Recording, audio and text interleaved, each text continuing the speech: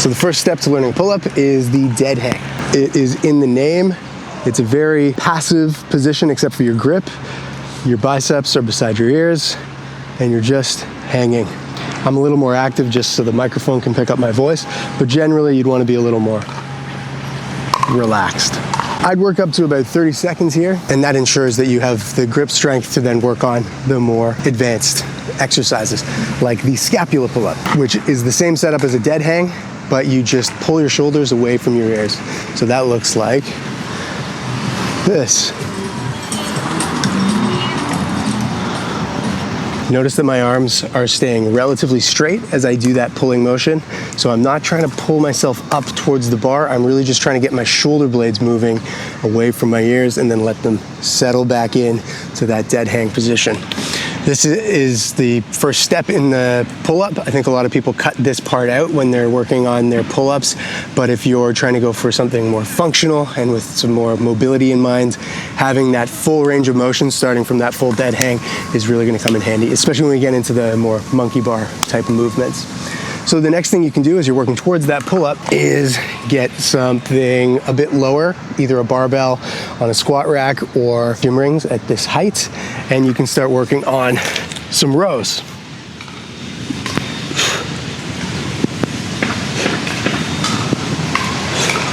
There's a couple ways to do it. If you bend your knees like this,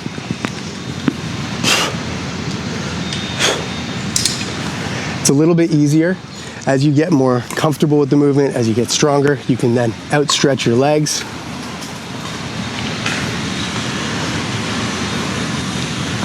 And increase the challenge. One thing that you want to be aware of with this is also emphasizing scapula or shoulder blade movement.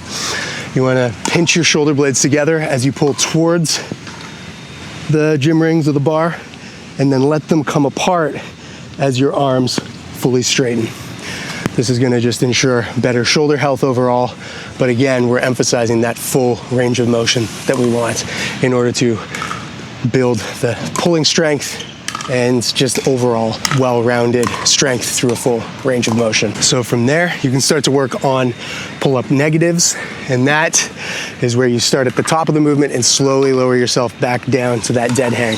So in this case, I'm going to jump up to where my hands are just about below my chin, and then I'm going to slowly lower myself down, and that looks like this.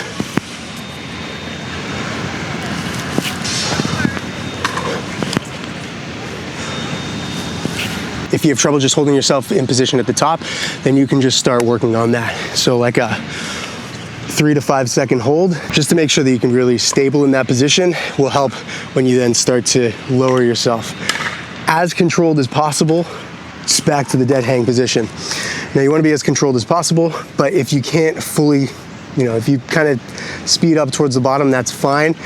Just each time you do the exercise or do the movement, just make sure that you're slowly or attempting to work slowly back down to that full dead hang. So if you want to hold yourself up at the top, 1, 2, 3, come down.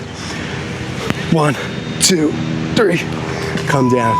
And then as you get more comfortable with that, you can then start to go 1, 2, 3, and then increase the time it takes for you to get back down to that dead hang position. After you do that a little bit, you're still working on your dead hangs, your scapular pull-ups, your rows, and your pull-up negatives and your holds at the top of the movement.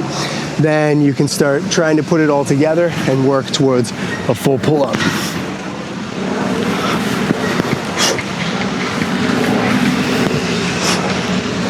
It does take time, so be patient and just let yourself adapt to the movement. Emphasizing control through that full range of motion is going to help you really build the skill towards climbing.